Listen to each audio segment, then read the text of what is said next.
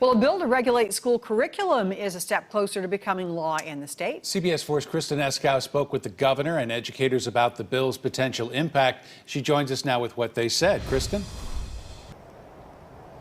Well, Debbie and Bob, that bill has not been sitting well with educators, some of whom were back here at the State House today over in the Senate chamber during that committee vote. The bill now heading to the full Senate floor. Earlier, I had the chance to ask Governor Eric Holcomb his thoughts on the legislation. No.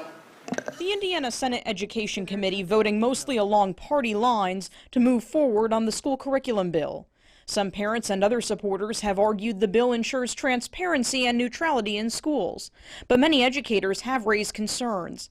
Erica Buchanan Rivera oversees equity and inclusion at Washington Township Schools. Students deserve to understand the full scope of our history. The bill would place some restrictions on how teachers discuss race, gender, and ethnicity, and would ban teaching that any group is superior or inferior to another. Though the bill allows the teaching of historical injustices, some believe it would prevent teachers from discussing some current or past events if it becomes law. It would be difficult for teachers to have critical conversations about race within the classroom environment, or even conversations pertaining to discriminatory practices.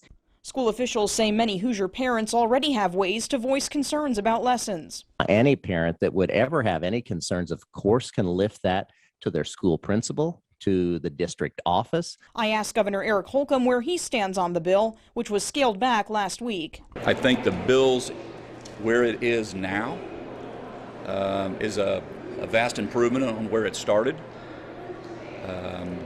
with the emphasis, rightly so, on transparency and parental engagement. Governor Holcomb says he's waiting to see the final version of the bill before making a decision on whether he'd sign it. Education represents not just a big part of our budget, but a big part of our state's destiny.